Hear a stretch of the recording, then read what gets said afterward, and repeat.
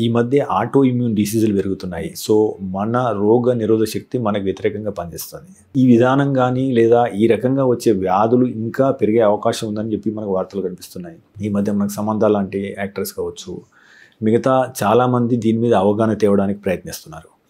So ఈ auto immune డిసీజులు రావడానికి గల కారణం ఏంటి?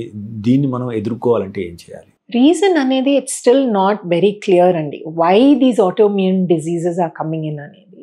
Even a simple thing as a thyroid issue can be related to your autoimmune function. Okay. So reason అనేది it's still not clear, but managing it through, again, it's all 3 pillars of lifestyle. One is medication depending on the stage of the autoimmune disease. Second, the kind of food that you need to eat. ఇక్కడ మనకి elimination diet బాగా పనిచేస్తుందండి. కొన్ని foods observe చేస్తాము, దానివల్ల మీకు inflammation పెరుగుతుందా, లేకపోతే డైజెషన్ ఇష్యూస్ ఏమైనా వస్తున్నాయా, గట్ హెల్త్ ఎలా ఉంది ఈ మధ్య, that is very very important అండి.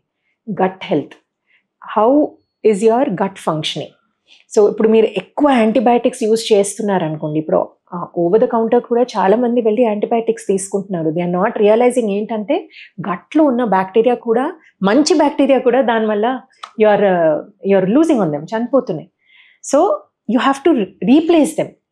సో అది ఎలా రీప్లేస్ చేస్తాము? ఫర్మెంటెడ్ ఫుడ్స్ ఉంటాయి, లైక్ సింపుల్ పెరుగు.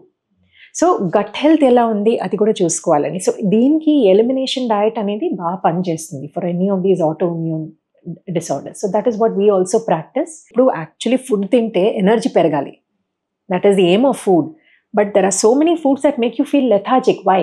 That's because it is not suiting your body. మీరు తీసుకునే అదే మందులు, అదే నాణ్యమైన మందులు మెడ్ ప్లస్ బ్రాండ్స్ పై సగం ధరకే.